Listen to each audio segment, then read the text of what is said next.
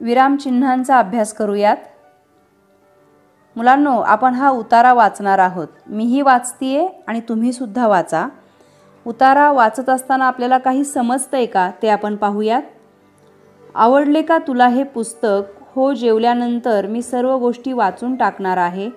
जयंत म्हणाला। वडील म्हणाले, रामायण कोणी लिहिले आहे का तुला ठाऊक?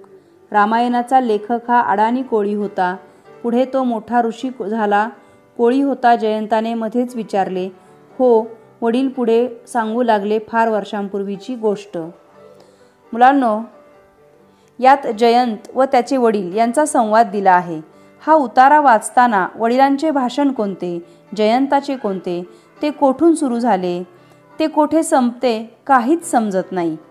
मनुष्य बोलत असला म्हणजे त्याच्या आवाजाच्या चढ उतारावरून त्याला काय म्हणायचे आहे ते समजते, पण हेच लिहून दाखविले की कोणता उद्गार कोणाचा, त्याचे वाक्य कोठे संपले, दुसऱ्याचे कोठून सुरू झाले हे समजत नाही।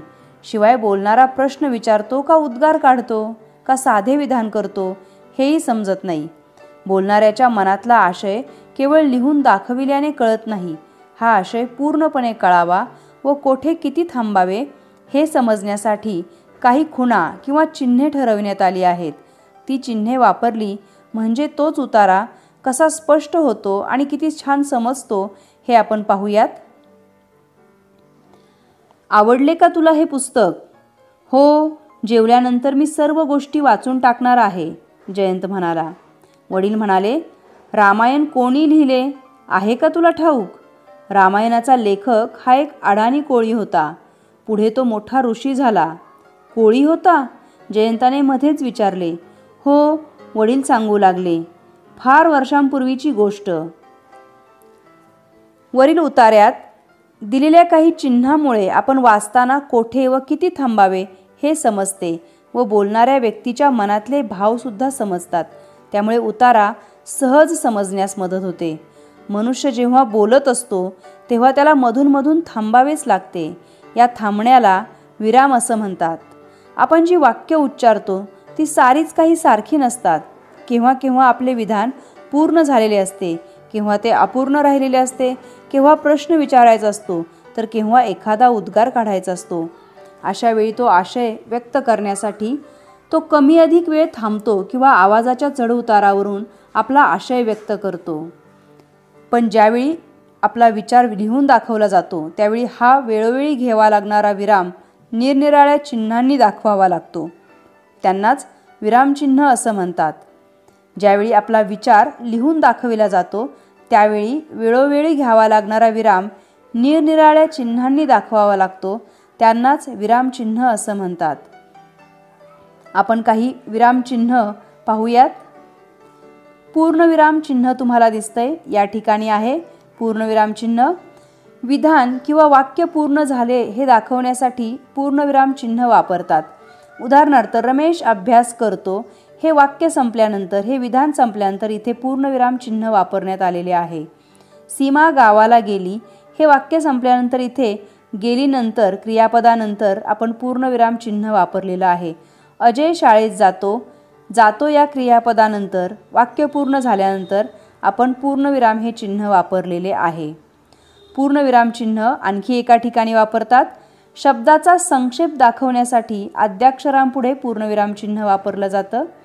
उदाहरणार्थ, ताजा कलम हा शब्द याचे आद्याक्षर लिहित असताना ता पूर्णविराम दिलेला आहे, क पूर्णविराम दिलेला आहे. इथे ता क हे लिहित असताना पूर्णविरामाचं चिन्ह वापरलेलं आहे.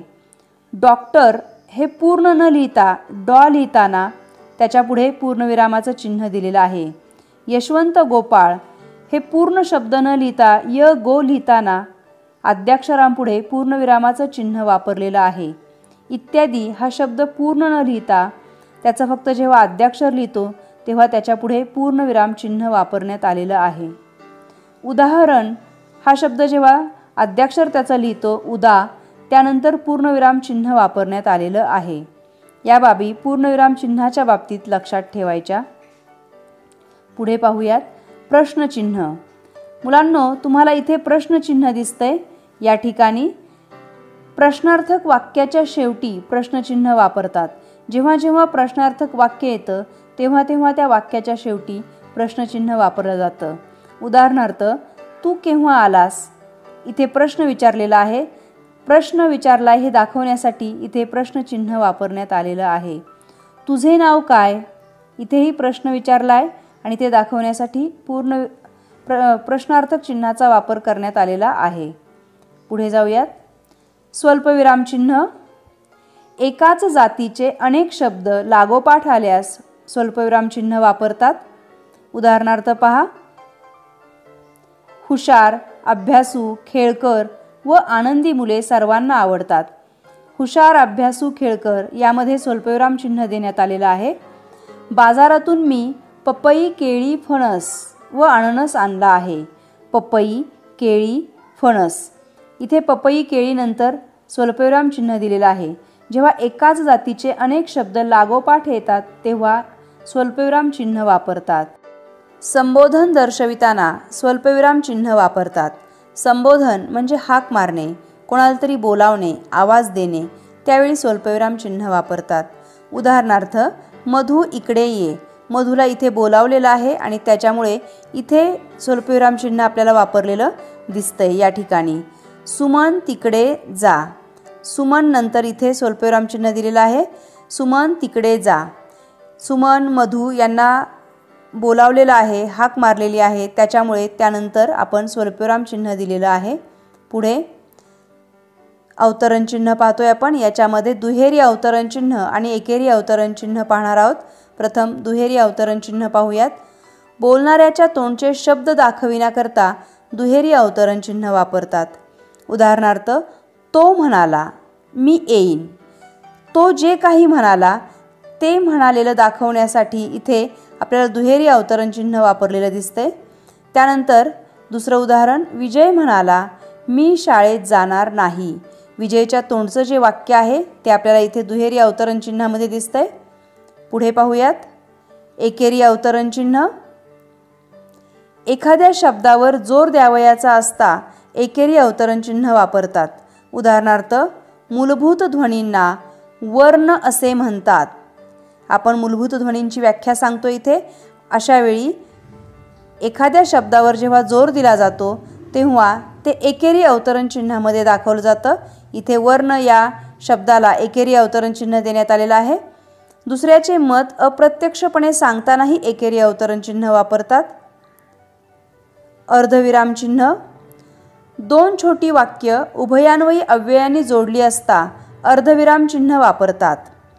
पहा, दोन छोटी वाक्य उभयान्वयी अव्ययांनी जोडली असता अर्धविराम चिन्ह वापरतात. उदाहरणार्थ, ढग खूप गरजत होते पण पाऊस पडला नाही.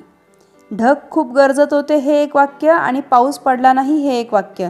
ही दोन वाक्य पण या उभयान्वयी अव्ययांनी जोडलेली आहेत आणि त्यामुळे इथे अर्धविराम चिन्हाचा वापर करण्यात आलेला आहे. शेतकऱ्यांनी शेती नांगरली पण पाऊस पडलाच नाही. पुन्हा इथे दोन छोटी वाक्य उभयान्वयी अव्ययांनी जोडलेली आहेत आणि त्यामुळे पुन्हा इथे आपण अर्धविराम चिन्ह वापरलेलं आहे. पुढे जाऊयात. उद्गार चिन्ह. उत्कट भावना व्यक्त करताना ती दाखवणाऱ्या शब्दाच्या शेवटी उद्गार चिन्ह वापरतात. आता उदाहरणार्थ, अरे रे, ही आपली एक उत्कट भावना आहे. तो नापास झालाय हे वाईट वाटतंय आणि त्याच्यामुळे आपण अरे रे असं जेव्हा म्हणतो, असे उद्गारवाचक जेव्हा शब्द काढतो तेव्हा त्या शब्दानंतर उद्गारवाचक चिन्ह वापरतात. शाब्बास, छान खेळलास. छान खेळणं झालेलं आहे आणि त्याच्यामुळे शाब्बासकी दिलेली आहे. शाब्बास या उद्गारवाचक शब्दानंतर उद्गार चिन्ह देण्यात आलेलं आहे.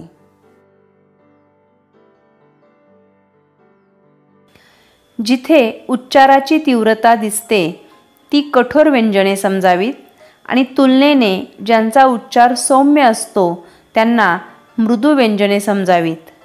इथे आपल्यासमोर कठोर व्यंजने दिसत आहेत. तुम्ही सर्वांनी ती वाचा.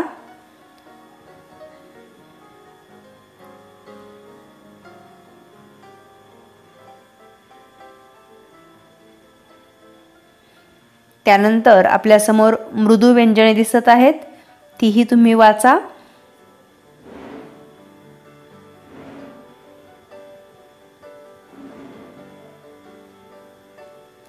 कठोर आणि मृदू व्यंजनांचा उल्लेख आता आपल्याला व्यंजन संधी अभ्यासायची आहे, त्यामध्ये वारंवार येणार आहे.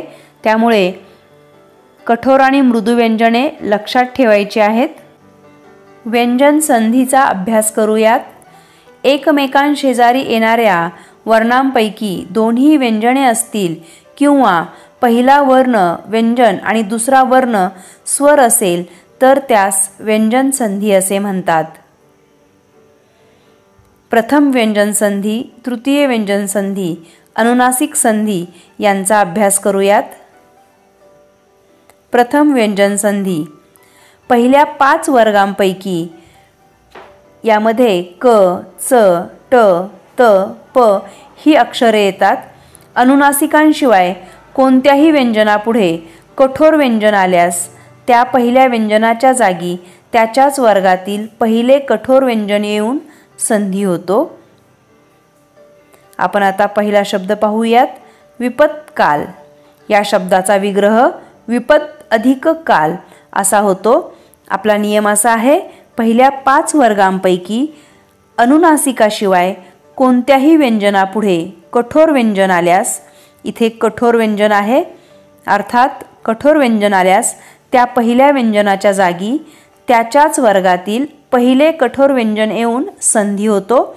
इथे पहा, याच्या जागी त्याच वर्गातील पहिले कठोर व्यंजन येऊन संधी तयार झालेला आहे.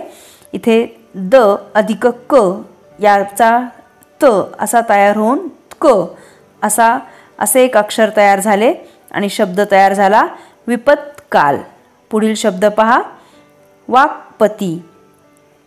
या शब्दाचा विग्रह वाग अधिक पती असा होतो. यामध्ये आपला पुन्हा एकदा नियम पहा की कठोर व्यंजन आल्यास त्या पहिल्या व्यंजनाच्या जागी त्याच्याच वर्गातील पहिले कठोर व्यंजन येऊन संधी होतो.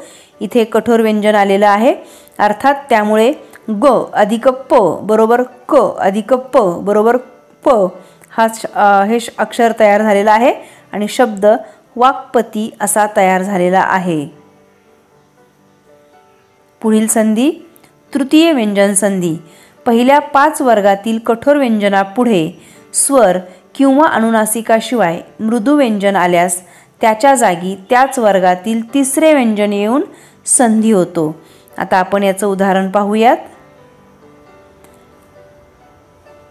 वाग्विहार याचा विग्रह वाक अधिक विहार असा होतो. क अधिक व या जागी ग तयार झाला आणि ग्व तयार होऊन वाग्विहार तयार झालेला आहे शब्द. पुढील शब्द आहे अब्ज. याचा विग्रह अप अधिक ज हा होतो आणि प अधिक ज. आपला इथं नियम असा होतो की पहिल्या 5 वर्गातील कठोर व्यंजनांपुढे स्वर किंवा अनुनासिकाशिवाय मृदू व्यंजन आलं तर त्याच्या जागी तिसऱ्या वर्गातील व्यंजन येतं आणि संधी होतो, अर्थात ब्ज तयार होऊन अब्ज हा शब्द तयार झालेला आहे. पुढील संधी अनुनासिक संधी. पहिल्या 5 वर्गातील कोणत्याही व्यंजनापुढे अनुनासिक आल्यास पहिल्या व्यंजनाबद्दल त्याच्याच वर्गातील अनुनासिक व्यंजन येऊन संधी होतो. पुढील शब्द वाङ्निश्चय. याचा विग्रह वाक अधिक निश्चय असा होतो, अर्थात आपला नियम असा होता की पहिल्या 5 वर्गातील कोणत्याही व्यंजनापुढे अनुनासिक आल्यास पहिल्या व्यंजनाबद्दल त्याच्याच वर्गातील अनुनासिक व्यंजन येऊन संधी होतो. इथे पहा त्याच वर्गातील म तयार झाला आणि वाङ्निश्चय हा शब्द तयार झाला आहे. पुढील शब्द षण्मास. याचा विग्रह षट अधिक मास असा होतो आणि अर्थात इथे ठ च्या जागी ण तयार होऊन षण्मास हा शब्द तयार झालेला आहे. पुढील नियम अनुस्वार किंवा शीर्षबिंदू. म पुढे स्वर आल्यास तो स्वर मागील म मध्ये मिसळतो. व्यंजन आल्यास मागील म बद्दल मागील अक्षरावर अनुस्वार किंवा शीर्षबिंदू येतो. आता उदाहरणार्थ पहा. समाचार हा शब्द आहे. याचा विग्रह सम अधिक आचार असा होतो आणि म अधिक आ बरोबर मा तयार होऊन समाचार हा शब्द तयार झाला. पुढील शब्द आहे संगती. सम अधिक गती हा विग्रह होतो, अर्थात पहा कशा पद्धतीने संगती शब्द तयार झाला हे तुम्हाला दिसत आहे. पुढील तुमच्या पुस्तकामध्ये असणारा प्रश्न पाहूयात. खालील शब्दांचे संधी विग्रह पूर्ण करून तक्ता पूर्ण करा. शरत्काल शरत अधिक काल. जगन्नाथ जगत अधिक नाथ. तल्लीन तत् अधिक लीन. संताप सत अधिक ताप. खालील तक्ता पूर्ण करा. सदाचार सत अधिक आचार. सन्मती सत अधिक मती. शब्दच्छल शब्द अधिक छल. शरतचंद्र शरद अधिक चंद्र.